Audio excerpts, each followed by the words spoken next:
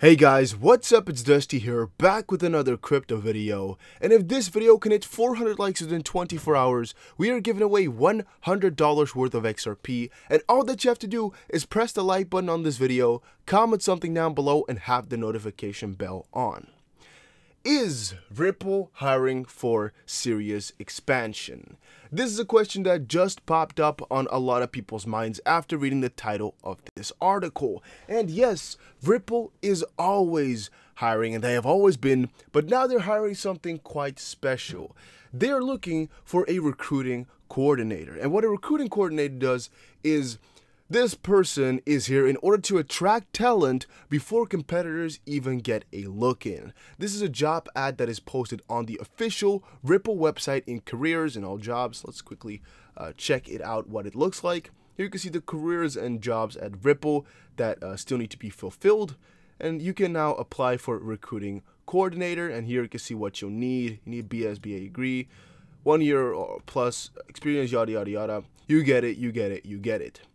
So, Ripple is growing and we need more hands on deck to assist in hiring candidates around the globe, reads the advert published last week. The successful recruiting coordinator will be based in London and put in charge of Ripple's entire global hiring process. Part of the job will involve coordinating a high volume of interviews. This is going to be quite interesting. According to CEO Brett Garlinghouse, Ripple already employs upwards of 400 people in all locations around the world, with offices in New York, London, San Francisco, Singapore, Sydney, and Mumbai. I actually did not know they had so many offices. The recruiting coordinator is one of 67 listings on the Ripple site, suggesting that the company may be seeking to expand its staff by as much as 16%. Some of those listings are for multiple positions, but it's going to be really quite interesting. Really. For comparison, the company only had 38 listings a little bit ago in January. You can check it out with the Wayback Machine. Is it under pressure? Well, again, there's a very big story to be had about this, about whether Ripple is or is not under pressure. But I really dislike the white on black background, the white text on black background. Really messes up my eyes a little bit. Might not be as bad after recording, maybe not for you guys on your phone, but here, if I'm looking at it through my monitor, it is really quite annoying to watch. It is a little bit too bright.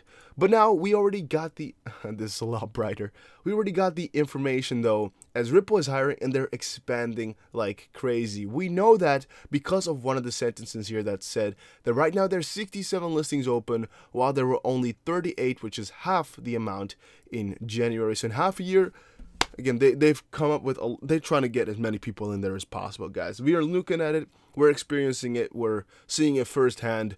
Whenever I'm telling you guys that we're early investors into XRP and early adopters, make sure you understand that that is not a lie. It is definitely the truth, since look at this, guys. They're expanding like crazy. They're trying to, and a lot of these crypto companies are still dimming in, right? A lot of them can't keep up. But Ripple, trying to expand like crazy. XRP fan to, or following on the rise, records a majority of positive tweets in every country. This is always good. And what we're talking about here is that even as Bitcoin continued to dominate yet another chart with a flow of exponentially positive or exceptionally positive sentiment on Twitter, XRP recorded a majority of positive tweets in every country around the world, owing to Ripple's ongoing developments, collaborations, and the recent onboarding of several industry experts onto its platform. The XRP community has been mostly positive about the technology and the firm. This is true not just in the US, but all across the world as well. A recent research report by The Tie revealed, while longer-term sentiments metrics on XRP are negative, conversations are now positive in every single country around the world. No other coin in the top 5 by market cap has a majority of positive tweets in every country.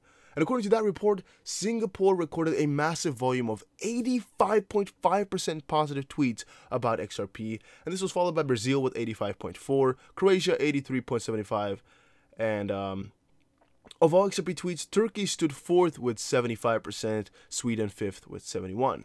At the first time, the sentiment for the coin stood at 53.05% neutral as it tilted towards the positive side. Alright, so again, 50% would of course mean totally neutral. Anything above 50 would stir towards positive. Anything below 50 would stir towards negative. So this is relatively positive. And for any coin in there, it is really quite good to have such a rating all around the world. I would say that is actually really insane. The price projection and the hourly sentiment they have on here. I actually have no idea what that part is about. Don't care too much about that though. The research also provided conclusive evidence of countries with the least positive XRP tweets. So here, this is for yourself. If you want to know which countries are not that much into XRP, these were Mexico with 53%, South Africa 58%, Belgium 58%, Nigeria 58%, and Japan 60% of the tweets had the highest volume of negative tweets about XRP. It's hard to see whenever your metric or what your metric counts as negative, but I'm assuming they just have an algorithm for it, or maybe some collections, and they decided themselves for like a sample of 100 tweets or 1,000 tweets. Frig if I know what they do. They must have some sort of algorithm for it. Really don't know how they get that done, but they've got a good estimate, or at least I don't know if it's good, but it does sound really quite positive to all of us. I actually see Netherlands here. Ethereum garnered 81.9% positive sentiment in Pakistan. Oh, okay, that's Ethereum and Litecoin. Yeah, I forgot. Alright, so that's not quite interesting, but XRP here being a fan favorite as always. Facebook's Libra is the push behind China's latest move to develop its own digital currency. Wow. Alright, so as we've talked about for a couple of weeks now, Libra is really setting the pace for a lot of these companies to start moving with their own cryptocurrencies, or at least to start looking at what they can get done for cryptocurrencies. But what I read up here is really quite interesting. Ever since Libra was unveiled, it has attracted the attention of several people, from analysts to the US Congress, regulators, and most recently, the Asian giant China. Reports say that China is looking to develop to its own digital currency because Libra poses as a massive risk to global finance and monetary systems. So because China is afraid that Libra is going to be insane, and as we talked about with Cardano versus Libra as well, that a lot of people and countries around the world are not that happy with Libra actually getting there, China might be putting some counterfire to it.